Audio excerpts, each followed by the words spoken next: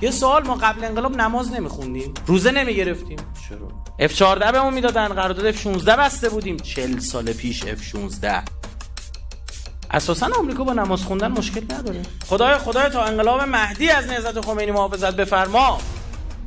یعنی ته هدف انقلاب چیه؟ ظهور. اینکه انقلاب اسلامی تفکر بود و جمهوری اسلامی کشور با قوانین خودش. گلدان انقلاب اسلامی بود. انقلاب اسلامی رو هسته اولیش اینجا کاشتن. هنوز تازه جوونه زده بود. 2 سال تجزیه طلبی داشتیم. تمام مسئولین به در بخورم جمع کردن، یه جا فرستادن هوا. 72 نفرشون یه جا رو فرستادن هوا. رئیس جمهور، نخست وزیر درست حسابی رو بمبگذاری کردن. رجایی باهنر، مفتح، مطهری، بهشتی، تمام دنیا با ما شروع کردن جنگیدن به اسم عراق. 8 سال وایستادیم، این نهال شکل شاخه‌هاش رفته بیرون از این گلدون. رفته سوریه، رفته عراق، رفته نیجریه. در تمام این سالها در ضمن تحریمم بودی، نور نمیذاشتن به تابه و خاکتم پر کرم بود. فرمانده نیروی دریایی جاسوس بود، معاون شورای عالی امنیت ملی جاسوس بود، رئیس جمهور جاسوس بود، فرمانده کل قوا هم بود. این کرما وول زدن، آب ندادن، نور ندادن، تحریم بودیم شدیم این درخته که آمریکایی‌ها میاد میگه که ما 7 تریلیون دلار میگه خرج کردیم، منطقه دست ایرانیاست.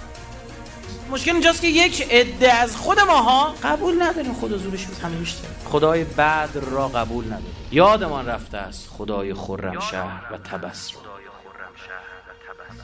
زمانتون رو بشناسید. خیلی باید خدا رو شکر کنید که تو این زمان هستیم. بعد از ظهور به دنیا میمدیم به این فضیلت جهاد نمیرسیدیم و فدا شدن برای حضرت. زودتر هم بودیم معلوم نبود این وضعیت الان رو داشته. چه لطفی کرد خدا ما رو تو این دورانه با عظمت انقلاب اسلامی و تو این حکومت مقدس به دنیا آورد. پیامبر ما اون زمان گفت در آخر زمان از فتنه بدتون نیاد. امام ما اون زمان گفت تمنوا الفتنه، آرزوی فتنه بکنید برای که شما به طهارت میرسید.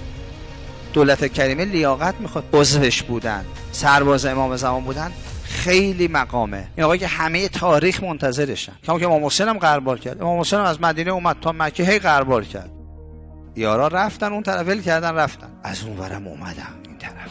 هیچ نگرانی هم نداشته باشید. لرزه‌ای که افتاده تو همه جای دنیا هست. هم ریزش داره و هم چی؟ رویش داره. ببین تو کشورهای اسلامی چقدر شیعه و عاشق اسلام امام زمان به وجود اومد. ببین شیخ زکزاکی ما اومد 20 میلیون نفر رو تو نیجریه شیعه کرد. رویش ها خیلی زیاده. امام حسین وقتی در آینده اسلام و قبل از ظهور سخن میگن میگن اذیت میشید، فیعذرون، اذیت هست اما پیروز میشید. همونطور که امام فرمود من به شما اطمینان میدم که شما پیروز خواهید شد، با چشم خودتون نابودی اسرائیل رو خواهید دید. همه ائمه وعده کردن ما پرچم رو به دست آقا امام زمان خواهیم داد و اون زمان اصلا دور نیست.